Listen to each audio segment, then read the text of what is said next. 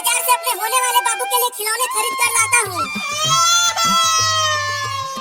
अरे इसने अभी अभी लात मारा, लगता है उसे बहुत ही ज्यादा जल्दी है दुनिया में आने की। आज तो मैं पूरे गांव में मिठाई बांटूंगा। मैं तो जा रहा हूँ बाजार। चिंटू और चिंकी तुम दोनों मेरे पास आओ। आ रहे हैं मम्मी।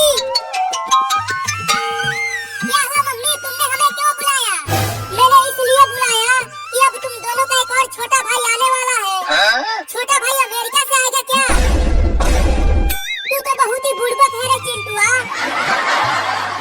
अरे चिंटू और चिंकी, मेरे पेट में बहुत तेज दर्द होने लगा है, जल्दी अपने पापा को बुलाओ। लेकिन पापा तो बाहर चले गए, अब तक तो वो बहुत ही दूर चले गए होंगे।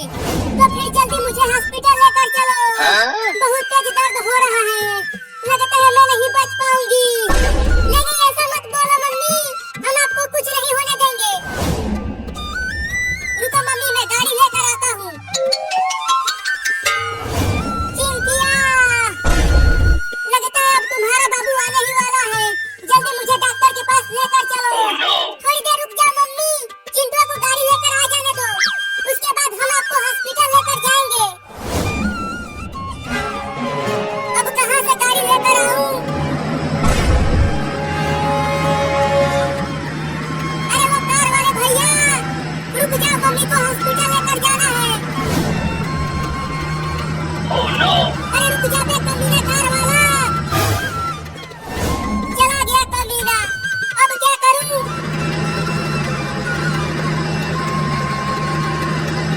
चलता हूँ, अब बुलडोजर को रोकता हूँ।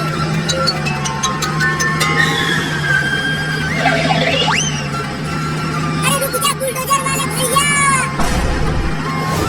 अरे वो छोटा लड़का बीच रोड पर क्या कर रहा है?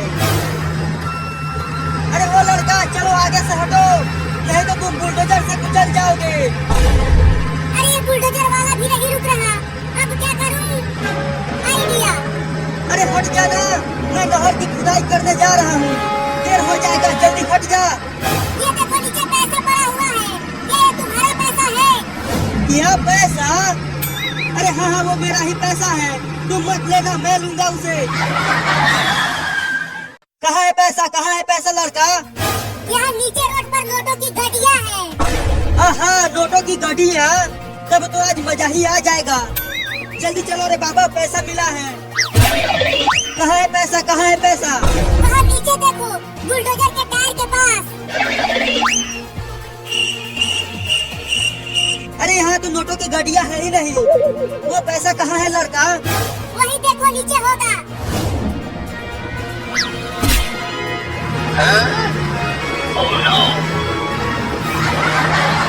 अरे ये बुलडोजर कैसे चलने लगा? मिला पैसा। अरे रुक जा कमीना लड़का, मुझे उल्लू बनाकर मेरा बुलडोजर लेकर भाग रहा है। बाद में लौटा दूंगा बुलडोजर को। मेरा बुलडोजर लेकर भाग गया कमीना लड़का, अब नहर की खुदाई कैसे करूंगा?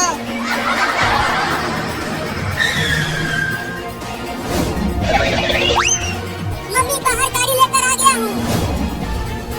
चिंकी जल्दी चलो, मम्मी को गाड़ी पर बैठाते हैं। हाँ जाओ, थोड़ा धीरे धीरे ले चलना, बहुत दर्द हो रहा है मुझे। ठीक है मम्मी।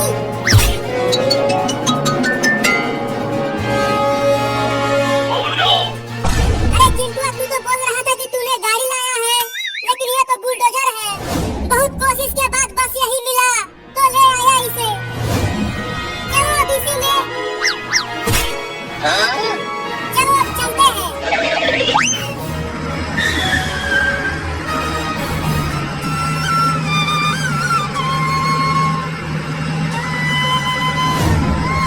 चिंटू और चिंकी, तुम दोनों मम्मी को बुलडोजर में भरकर कहाँ ले जा रहे हो?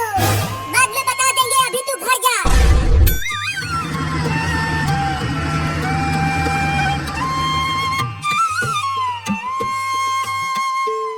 चलो तुम दोनों बाहर जाओ। अंदर नहीं रह सकते क्या डॉक्टर? बाहर जाओ और इंतजार करो। कहाँ जाते हैं? चिंटू लड़का होगा या लड़की, मुझे क्या पता क्या होगा। आ गया बाबू के रोने की आवाज। सुना चिंकी, वो रो रहा है, मुझे तो बस उसका दादी लड़का हुआ है। क्या? तुम इसको सीधा पकड़ो, मैं टीका लगा देता हूँ। कस के पकड़े रहना, मैं इंजेक्शन लगाने जा रहा हूँ।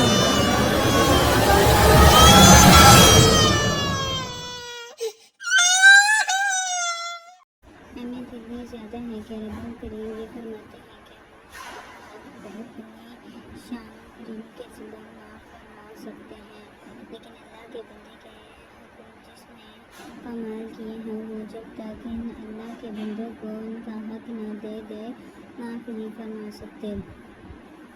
जिस तरह वालिदैन के हक़ में ऐसे ही शोहर का बीवी पर और बीवी का शोहर पर हक़ है। कुरान करीम ने इस मामले में दोनों के हक़ाइक़ को यकसा करार दिया है, यानी अगर शोहर बीवी से अपने होना चाहता है तो यही शक्ल बीवी की है कि इसका हक़ है कि वो अपने शोहर से पूरी करे। और इसी बना पर रमज़ान के हवाले से फरमाया गया है, हमें मालूम है कि ये एक ज़रूरियत है कि इसके सरफराज के दौरान ये हक़ अदा हो सकता है।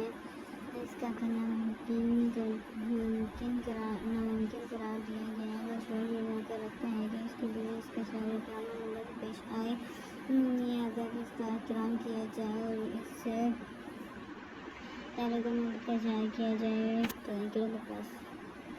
तो इसके हिदायत में ये बात भी शामिल है कि इसको अपने आमदाद किया जाए कि इसके तारीफ भेजी जाए, इसके साथ इस ताल्लुक़ को मजबूत किया जाए जिसके बारे में हदीस में फरमाया गया है कि अगर एक शख्स का पड़ोसी भूखा सोता है तो ये इसके ईमान न होने की अलामत है। गोया ईमान की अलामत ये है कि हमें ये मालूम हो कि हमारा पड़ोसी किस हालत में है। ये हक़ जो पड़ोसी का है रोज़े के दौरान और बढ़ जाता है, क्योंकि रोज़ा वो शोरी हासिल कोशिश है जिसमें हम अल्लाह ताला के दिए हुए कमाल को दर्जा कमाल नाफिज करना चाहते हैं। जायज़ लेकर देखने की ज़रूरत है कि हमारा रोज़मर्रा का तर्ज़ अमल किया गया काफ़ी। अलविदा हमने अपने रोज़मर्रा के मामलात में अपने पड़ोसियों को अहमियत देते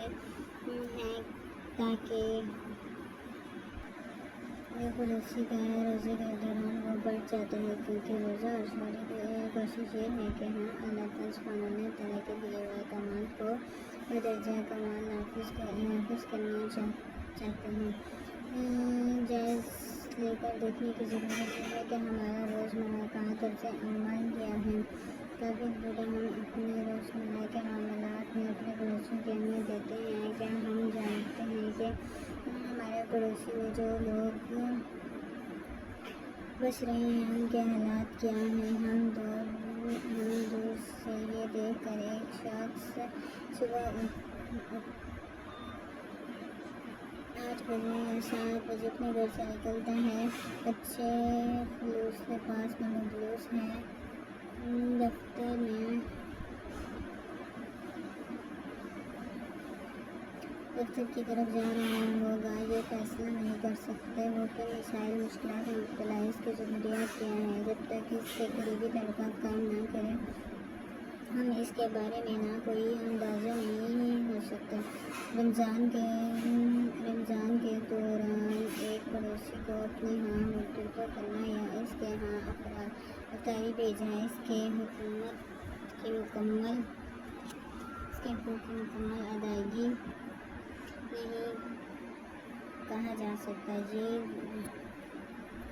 तमाज़ एक तारुफ नहीं कहा जा सकता है। इसके साथ में बात कर अंदाज़ा हो सकता है कि हम इसकी किस तरह मदद कर सकते हैं। रमज़ान के अलावा भी अगर घर में कोई ख़ास खाने की चीज़ तैयार की गई हो और पड़ोसी के यहाँ इसका हिस्सा भी भेज दिया जाए तो यह क़ुव्वत मोहब्बत बढ़ने का एक अच्छा ज़रिया बन सकता है। इंसान माशरे में इख्लाफ़ एक फितरी चीज़ है, लेकिन अगर इख्लाफ़ बदकलामी और गाली गलौज की शक्ल इख्तियार की जाए तो दीन में ہمیں اس کی اجازت نہیں دیتا۔ روز میں خصوصاً اگر کوئی شخص ہمارے ہاتھ پر ڈاکہ ڈالے اور ہم سے بدکلامی یا جھگڑا کرے تو صحیح اسلامی طریقہ اس کی تعلیم نبی کریم صلی اللہ علیہ وسلم نے ہمیں دی ہے، وہ یہ ہے کہ صرف یہ کہہ کر میں روزے سے کوئی بات کو ختم کر دیا جائے گا، گویا کہ اس حق کے باوجود کہ بات کے بدلے بات کہی جا سکے۔ حدیث میں ہدایت کی گئی ہے کہ بجائے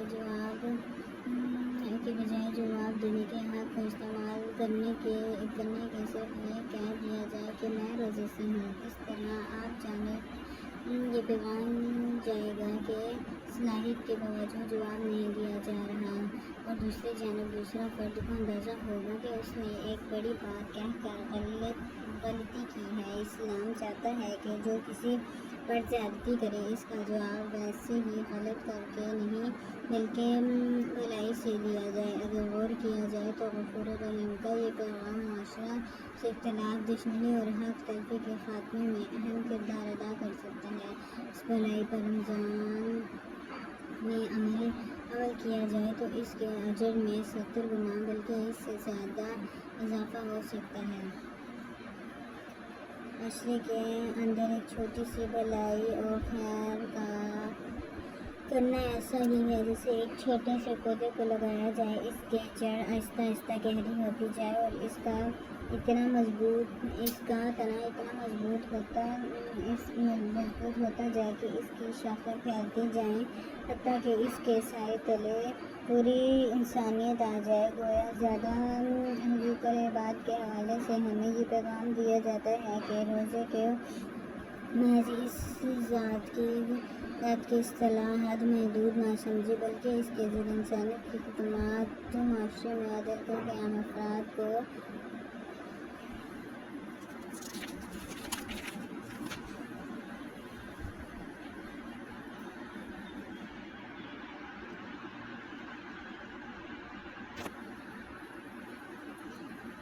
ضرورت کی فراہمی، ان کے ساتھ اخوت بھائی چارے کے رشتے کو استوار کرنے کا ذریعہ بنائے۔ روزے کے حوالے سے یہ بات بھی ذہن میں رکھنی چاہیے کہ حقوق العباد کا معاملہ اللہ سے کم نہیں۔ یہ تو ممکن ہے کہ اللہ کے حقوق میں کوئی کمی رہ گئی ہو جسے وہ اپنی عظیم رحمت کی بنا پر معاف فرما دیا جائے، اس کا حساب نہ کریں۔ مثلا اللہ تعالیٰ کا یہ حق ہے کہ بندہ اس کا شکر ادا کرتے ہوئے آنے صبح اس کے گھر میں حاضر ہو، اس کی بندگی کا اظہار کرے، اس کے سامنے سرآتاب کو جھکا دے۔ لیکن کسی بنا پر ایک شخص اللہ تعالیٰ کے پاس حقوق ادائیگی نہ کر سکا تو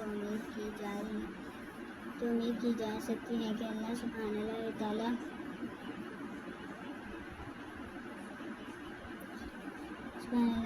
جو رحمان کریم ہے اور ہر معاملے میں اپنے بندوں سے درگزر محبت فرماتا ہے، اس خصوص کریم سے اگر چاہے تو اس شخص کے ساتھ غفور درگزر کام لے کر، لیکن حقوق العباد کی اتنی اہمیت ہے کہ جب تک اس کے خصوصی طور پر ادا نہ کیا جائے، یہ وہ فرد جس کے حقوق کو پامال کیا جائے، خود معاف نہ کیا جائے، اللہ تعالیٰ بھی ایسے فرد کو معاف نہیں فرماتا۔ روزہ دار عبادت کے ذریعے ہمیں یہ سکھاتا ہے کہ ہم کس طرح سے اللہ تعالیٰ کی بندگی کرتے ہیں۔ اللہ تعالیٰ کے بندوں کے حقوق کی ادائیگی عدل و انصاف کی بنیاد پر، وفاداری کے ساتھ، محبت اور توجہ کے ساتھ، اخوت کی بنیاد پر ادا کرتے ہوئے ایک مثالی معاشرہ تعمیر کر سکتے ہیں جو امن کو گواہ ہو۔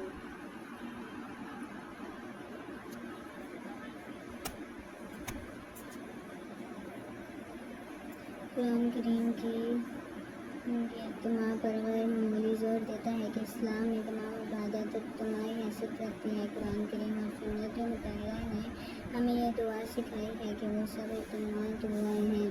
اسی لیے یوں معلوم ہوتا ہے کہ قرآن سنت کا مداد خصوص چند ایسے افراد کی تیاری نہیں جو اپنی ذات کی حد تک عبادت کا اہتمام کرتے ہوں، بلکہ ایسے افراد مطلوب ہیں جو دوسروں کے حقوق کا احترام کرتے ہیں. روزے کا مقصد ایسے افراد تیار کرنا نہیں ہے جو اپنی ذات میں مجسم بھلائی تو ہوں لیکن جن کی بھلائی سے دوسروں کو فائدہ نہ پہنچے. ان افراد کی مثال جو محض اپنے تذکرہ اور اپنی ذات کی جلا کی فکر کرتے ہیں ایسے ہے جیسے ایک تسبیح یا ہار کے انتہائی خوبصورت مگر منتشر جلانے ان میں